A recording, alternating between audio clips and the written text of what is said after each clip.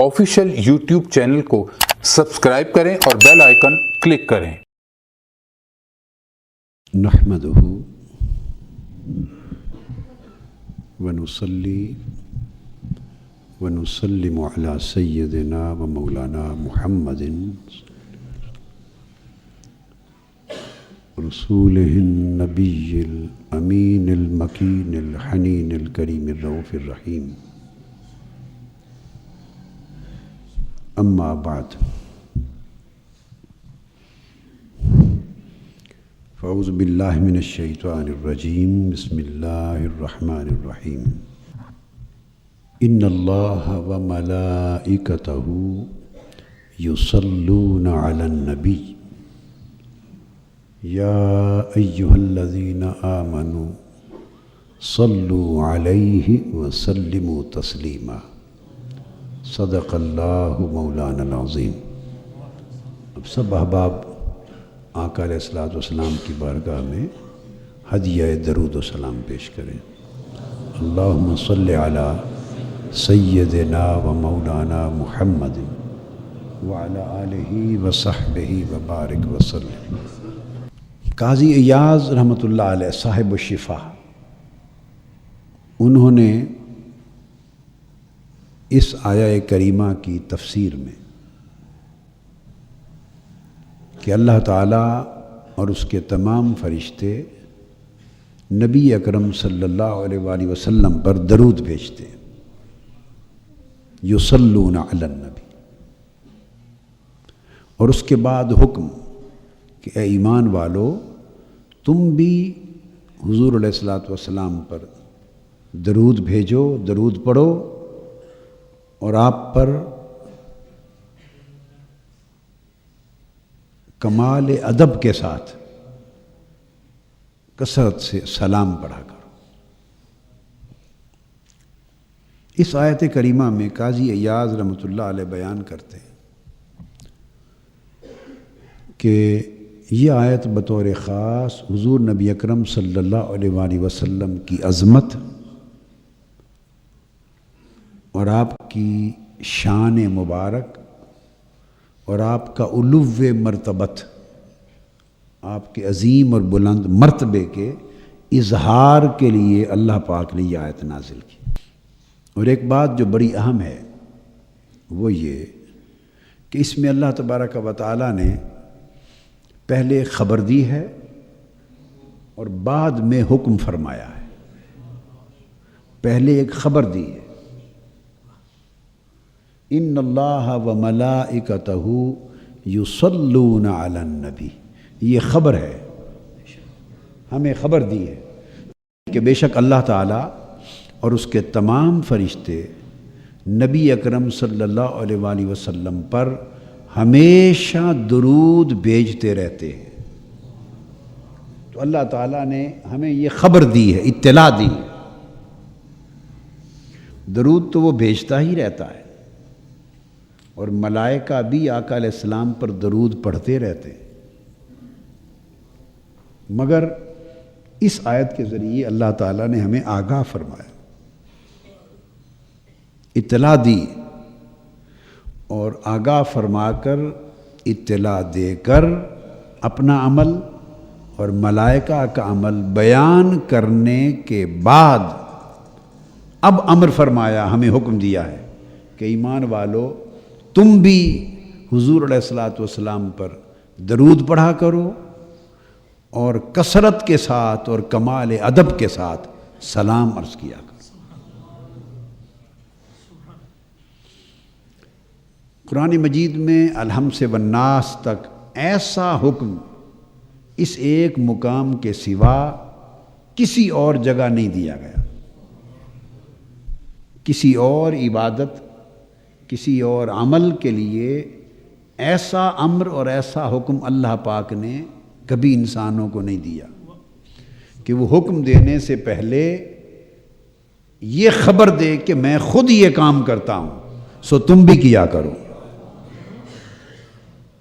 تو پہلی بات یہ ذہن نشین رکھ لیں کہ یہ حضور علیہ الصلوۃ والسلام کا وہ شرف و امتیاز ہے اور آقا علیہ السلام کی وہ خصوصیت ہے اور آقا علیہ السلام کی وہ عظمت ہے کہ اس کی کوئی اور مثال نہ پورے قرآن میں ہے، نہ تمام انبیاء علیہ السلام میں سے کسی نبی اور رسول کے بارے میں صادر ہوئی۔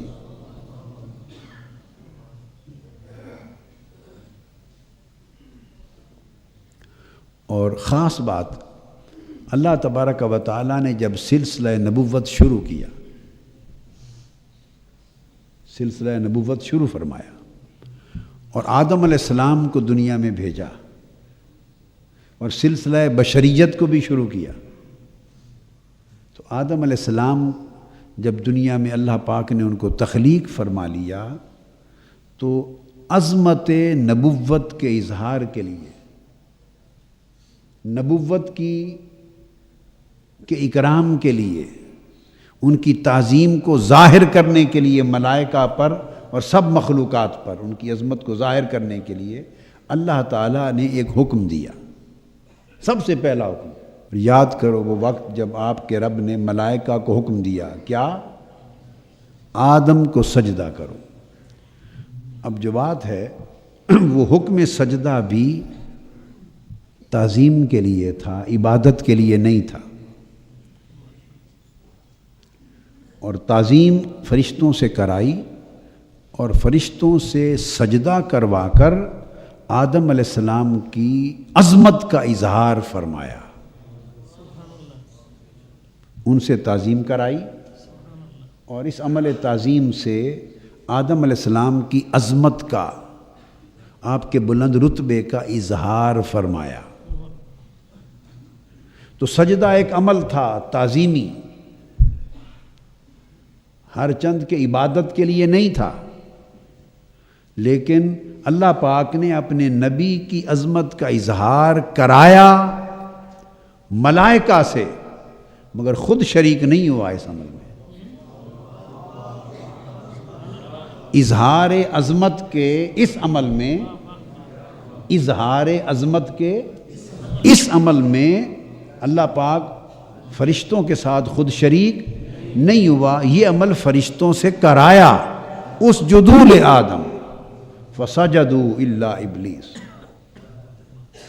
چونکہ یہ عمل ایسا تھا کہ اللہ رب العزت کی شان کے لائق نہیں تھا، سو بتانا یہ مقصود ہے کہ ایسے عمل کو منتخب کیا حضرت آدم علیہ السلام کی عظمت کے اظہار کے لیے جو صرف فرشتوں سے کرایا جائے اور وہ خود اس میں شریک نہ ہو۔ آپ میری بات سمجھیں؟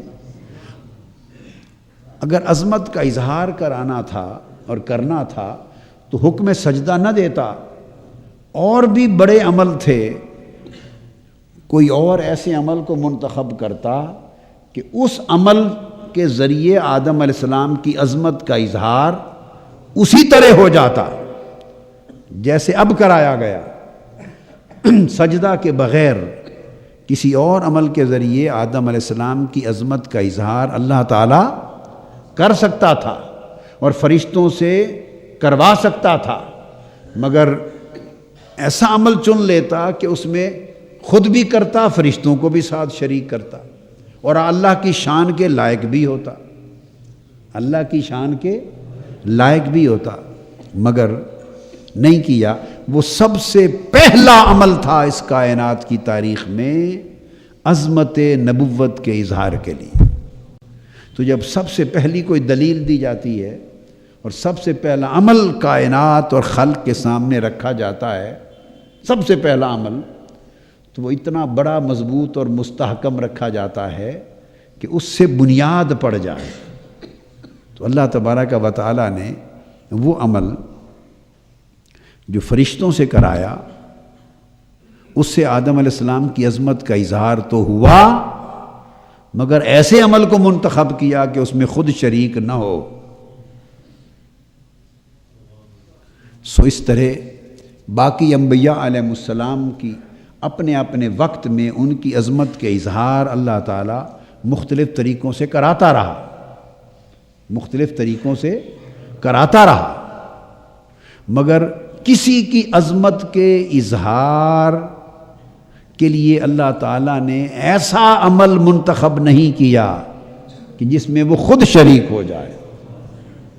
جب آقا علیہ الصلوۃ والسلام کا وقت آیا تو حضور علیہ الصلوۃ والسلام کی بھی عظمت کا اظہار چاہا اس نے، حضور علیہ السلام کی بھی عظمت کا اظہار چاہا، اور حضور کی عظمت کے اظہار کے لیے ایک ایسے عمل کو منتخب کیا کہ جو سب سے پہلے اس نے خود کیا۔ اب اس آیت کریمہ کی ترتیب یوں ہے، فرمایا ان اللہ و ملائکتہ یصلون علی النبی، بے شک اللہ اور اس کے سارے فرشتے نبی صلی اللہ علیہ وآلہ وسلم پر درود بھیجتے، اور اے ایمان والو تم بھی حضور پر درود بھیجو اور خوب سلام پڑھو۔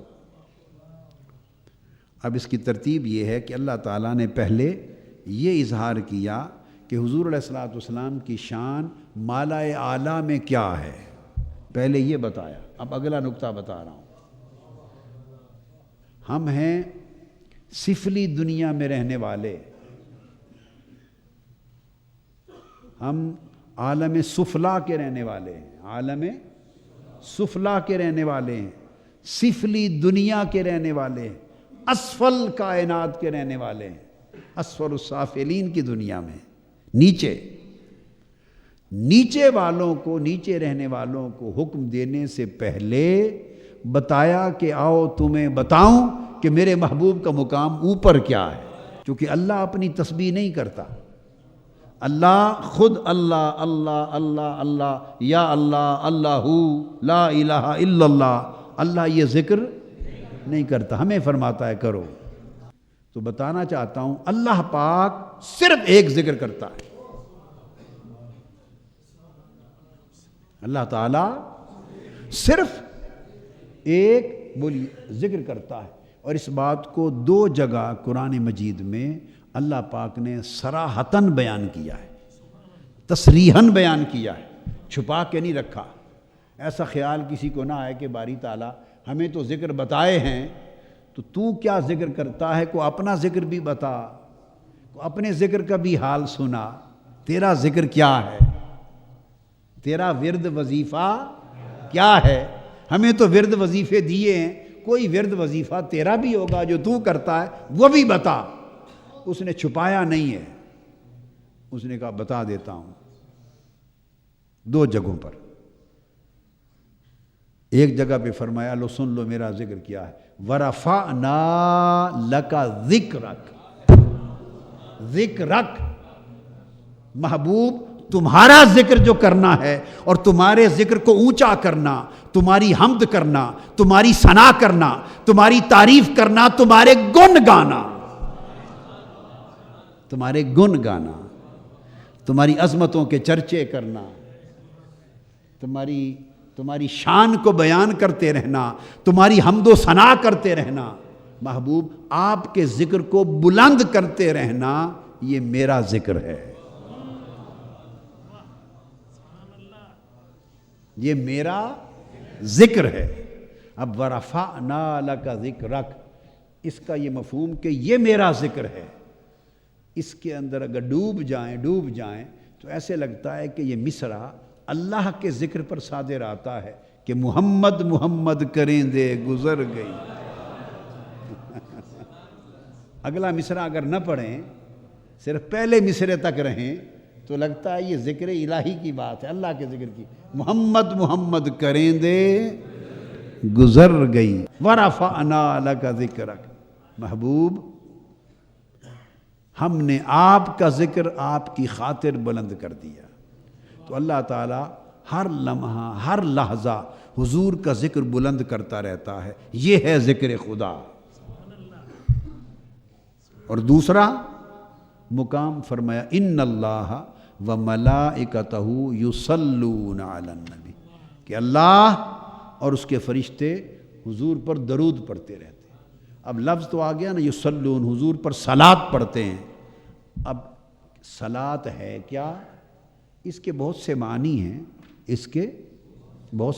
ہیں، میں بخاری شریف سے، جو صحیح بخاری کی کتاب التفسیر میں امام بخاری نے حضرت ابو العالیہ التابعی، جو حضرت عبداللہ ابن عباس رضی اللہ تعالیٰ عنہ کے شاگرد جلیل القدر تابعی ہیں، حضرت ابو العالیہ التابعی، ان کی روایت سے امام بخاری نے صحیح بخاری کی کتاب التفسیر میں اس آیت کی شرح کرتے ہوئے جو معنی یصلون علی النبی کا روایت کیا ہے حدیث پاک سے، وہ ایک بیان کر دیتا ہوں۔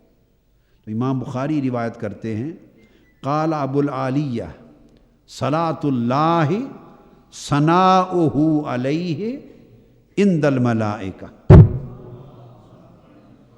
معنی بیان کر دیا، اور یہ امام بخاری نے روایت کیا حضرت ابو العالیہ تابعی سے، اور معنی بیان کر کے گویا اپنا عقیدہ بتا دیا کہ صلاۃ کا معنی عند امام البخاری کیا ہے۔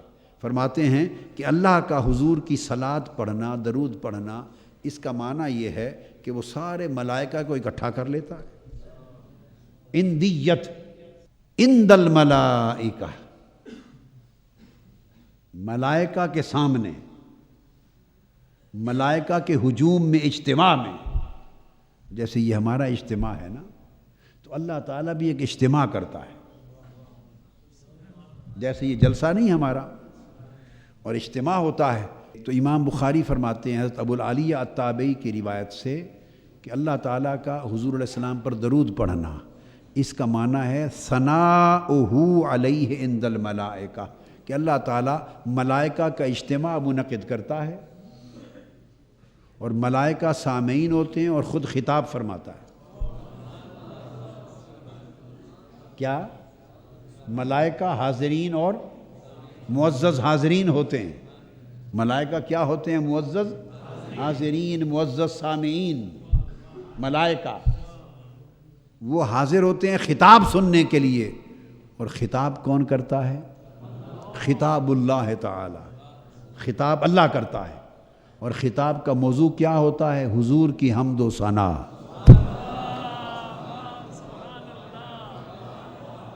ثنا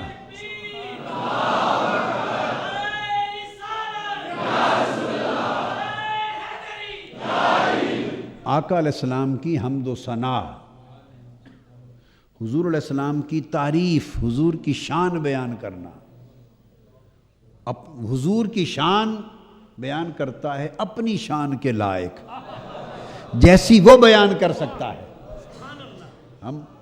ہمیں کیا معلوم کہ حضور کی شان کیا ہے اور کیسے بیان کرنی ہے؟ حضور کی شان وہی جانے جس نے وہ شان دی ہے، جس نے حضور کو اس شان سے نوازا ہے، اسے ہی معلوم ہے نا کہ میں نے کیا شان دی ہے اور کیا کہنا ہے۔ ہم تو ایسے بس جو کچھ ہماری سمجھ میں آیا ہم تو وہی کہتے ہیں نا۔ وہ شان دینے والا، اسے معلوم ہے شان کیا ہے اور کہنا کیا ہے۔ تو جب وہ حضور کی شان بیان کرتا ہے، اس کو دوسرے مقام پر رفعت ذکر کہتا ہے کہ محبوب ہم آپ کا ذکر بلند کرتے رہتے ہیں۔ تو جب اللہ شان بیان کرے گا تو شان ہر لفظ سے بلند ہی ہوگی نا۔ اللہ ہر لفظ جو بولے گا حضور کی شان بیان کرنے میں، حضور کی ثنا میں، تو حضور کی شان لمحہ بلمحہ بلند ہوگی۔ تو چونکہ بلند ہوگی اس لیے فرمایا وَرَفَعْنَا لَكَ ذِكْرَكَ، اور ملائکہ کے سامنے اللہ تعالیٰ حضور علیہ السلام کی حمد و ثنا کرتا ہے، شان بیان کرتا ہے۔ تو امام بخاری حضرت ابو العالیہ التابعی کی روایت سے بیان کرتے ہیں کہ ملائکہ کے اجتماع میں اللہ تعالیٰ کا حضور کی شان بیان کرنا، یہ معنی ہے ان اللہ و ملائکتہ یصلون علی النبی، یہ ہے درود پڑھنے کا معنی۔ اللہ یہ درود پڑھتا ہے حضور، اور وہاں بس ایک ہی جلسہ ہوتا ہے، جلسہ شان مصطفیٰ، اجتماع شان مصطفیٰ، اجتماع ثناء مصطفیٰ، اجتماع ذکر مصطفیٰ، اجتماع رفعت مصطفیٰ، اجتماع عظمت مصطفیٰ، اجتماع منزلت مصطفیٰ، بس. اور وہاں ایک ہی خطیب ہے، کسی اور خطیب کی مجال نہیں کہ دم مارے، اور وہ خطیب خود خدا ہے، اور سامعین کل ملائکہ ہے. خطیب بھی ایک، ہمیشہ موضوع بھی ایک، ثناء مصطفیٰ، حمد مصطفیٰ. چونکہ اسے معلوم تھا کہ میں نے قیامت تک فرشتوں کے اجتماع ہمہ وقت کر کر کے مصطفیٰ کی شان ہی بیان کرتے رہنا ہے، اور مصطفیٰ کی حمد، تعریف، حمد بیان کرتے رہنا ہے. معلوم تھا کہ منصوبہ کیا ہے، کیا کرنے والا ہوں، لہذا پہلے ہی اس نے نام رکھ دیا محمد. وہ ذات جس کی بار بار تعریف کی جائے اور بے حد و حساب حمد کی جائے. الذی یحمد حمدن بعد حمدن و مرتن بعد مرتن و کرتن بعد کرتن. وہ ذات جس کی بار بار حمد ہی کی جاتی رہے، شان ہی بیان ہوتی رہے. اور کرے کون؟ اللہ. سنے کون؟ ملائکہ. اور جلسہ گاہ ملأ اعلیٰ، عرش معلیٰ. یہ جو میں نے بیان کیا یہ امام بخاری نے روایت کیا ہے. لوگ بخاری کا شور تو بہت مچاتے ہیں کیا، مگر کسی کو نہ امام کی الف آتی ہے نہ بخاری کی بے آتی ہے. میں کہہ رہا ہوں نہ کسی کو امام کی الف معلوم ہے کیا، نہ کسی کو امام کی الف معلوم ہے، اور نہ کسی کو بخاری کی بے معلوم. وہی تو کہہ رہا ہوں کہ نہ الف جانے نہ بے جانے. یہ امام بخاری نے روایت کیا، اور یہ تفسیر تابعین کی ہے. حضرت عبداللہ ابن عباس سے وہ آگے روایت کرتے، صحابہ کی ہے، اور صحابہ حضور سے سن کر بیان کرتے ہیں کہ اللہ حضور پر درود پڑھتا ہے. وہ درود کیا پڑھتا ہے؟ ایک سوال ذہنوں میں رہتا ہے نا. اس کے اور بھی بہت سے معنی ہیں کہ یوں پڑھتا ہے یوں پڑھتا ہے، مگر میں نے آپ کو کہا کہ آج آپ کو معنی بتاتا ہوں جو امام بخاری نے صحیح بخاری میں حضرت عبداللہ ابن عباس کے طریق سے حضرت ابو العالیہ کی روایت بیان کی کہ حضور پر درود پڑھنے کا معنی یہ ہے. اگر کہتے نا صرف ثناؤہ علیہ تو بات مختصر تھی. اللہ حضور کی حمد کرتا ہے، ثنا کرتا ہے، یہ معنی ہے درود پڑھنے کا. یوں نہیں فرمایا، کہا ثناؤہ علیہ عند الملائکہ، ملائکہ کے سامنے. ملائکہ کے سامنے شان بیان کرنے کا مطلب جلسہ نہیں تو اور کیا ہے. ملائکہ سامنے بیٹھے ہیں، تو جب اللہ کا جلسہ ہوگا تو 2 4 5 10 ہزار ملائکہ ہوں گے. کیا خیال ہے؟ کو ہماری طرح کا جلسہ ہوگا؟ 1000 2000 5000 10,000 ملائکہ ہوں گے اللہ کے جلسے میں، یا لاکھوں ملائکہ ہوں گے، یا کروڑوں ملائکہ ہوں گے. آپ سمجھتے ہیں کیا کروڑوں بھی نہیں اربوں ملائکہ ہوں گے؟ نہیں. اللہ کا اجتماع ہے اور بیان شان مصطفیٰ ہے. اللہ کا خطاب ہو تو کیا کوئی فرشتہ گوارا کرے گا، یا اللہ کی عزت گوارا کرے گی کہ میں خطاب کر رہا ہوں اور فرشتے ارد گرد گھومتے رہیں؟ میری بات سمجھ آئی ہے؟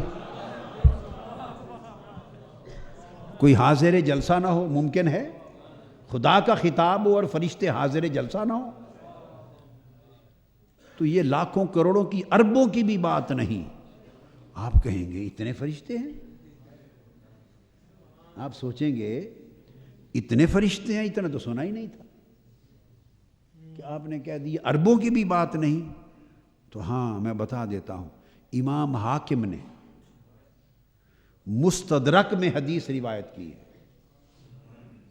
امام حاکم نے المستدرک میں حدیث روایت کی، حضرت عبداللہ بن عمر رضی اللہ تعالیٰ عنہ راوی ہیں، انہوں نے روایت کیا کہ اللہ تعالیٰ نے جب مخلوق پیدا کی تو کل خلق عرش سے فرش تک اور سدرۃ المنتہا سے تحت الثری تک کل خلق جو مخلوق پیدا کی اس کے 10 حصے کیے۔ کیا؟ 10 حصے کیے، کل خلق کے 10 حصے، اور 10 حصوں میں سے 9 حصے صرف فرشتے بنائے۔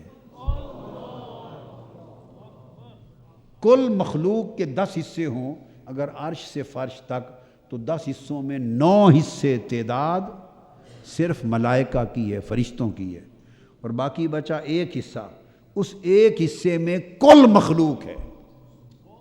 اس میں انسان بھی ہیں، جنات بھی ہیں، چرند بھی ہیں، پرند بھی ہیں، نباتات بھی ہیں، جمادات بھی ہیں، حیوانات بھی ہیں، کل مخلوق باقی جتنی ہے جن و انس سمیت وہ سب 1 حصے کا آگے ٹکڑا ہے، جتنے جتنے اس میں سما جائیں۔ اور انسان تو اس ساری کائنات میں صرف زمین پر رہتا ہے، اور زمین اتنی بھی نہیں ہے ساری کائنات میں۔ یہ تو نظام شمسی کا ایک چھوٹا سا سیارہ ہے، زمین ایک سیارہ ہے، اور یہ کل نظام شمسی جیسے کروڑوں اربوں نظام اس کائنات میں ہے۔ تو اس لیے میں نے کہا کہ اربوں میں نہیں، کل آبادی، انسانوں کی کل آبادی 7 ارب ہے، تو 7 ارب ہیں انسان، پھر جنات، پھر حیوان، پھر سمندر کی مچھلیاں اور دیگر مخلوقات دریاؤں کی، پھر جمادات، پھر نباتات، پھر پرندے، پھر چرند، پھر پرند، پھر حیوان، پھر بہائم، پھر کیڑے مکوڑے، پھر جنات، نباتات، پھر جمادات، الغرض ساری مخلوقات کو پھر گنتے چلے جائیں، یہ ساری مخلوق انسان سمیت مل کر 1 حصہ بنے گا، اور 9 حصے ملائکہ ہیں۔ تو میں نے صحیح کہا کہ نہیں؟ کہ کیا خیال ہے، اربوں میں ہوں گے؟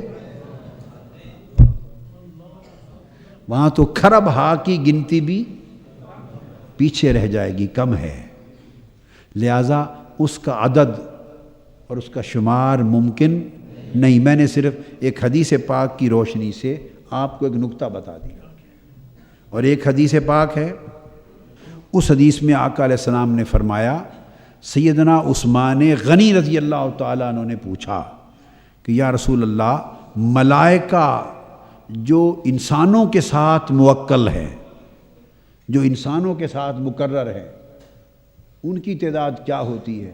آقا نے فرمایا، ہر ایک انسان کے ساتھ 10 فرشتے صبح اور 10 فرشتے شام کو مقرر ہوتے ہیں۔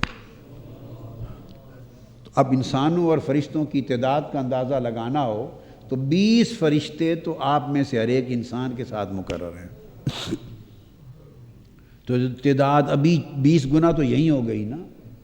تو 6 ارب انسان ہیں کل، یا 7 ارب، اس کو ضرب دے دیں 20 سے، ہر انسان کے ساتھ 20 ملائکہ مقرر ہیں، ان کی الگ الگ ڈیوٹیز ہیں، 10 صبح اور 10 شام، ڈیوٹیز الگ ہیں، یہ نہیں کہ خدمت پہ لگے ہوئے ہیں، سارے الگ الگ ڈیوٹیز ہیں، حساب و کتاب بھی لکھ رہے ہیں، اعمال بھی لکھ رہے ہیں، دیگر معاملات بھی ہیں۔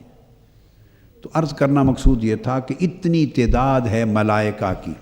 اب بات وہاں آ گئی کہ ملائکہ بے حد و حساب، خربوں سے بھی بڑھ کر، تو اللہ پاک اجلاس، جلسہ منعقد کرتا ہے، ملائکہ عند الملائکہ، ملائکہ سامنے ہوتے ہیں، اللہ کے سامنے ہوتے ہیں، وہ خطیب ہوتا ہے، وَثَنَاؤُهُ عَلَيْهِ، اور اس اجتماع میں اپنے خطاب میں حضور کی حمد و ثنا کرتا ہے۔ اللہ تبارک و تعالیٰ اس درود پاک کے طفیل ہماری دنیا اور آخرت ساری زندگیاں بہتر فرما دے۔ وما علینا الا البلاغ۔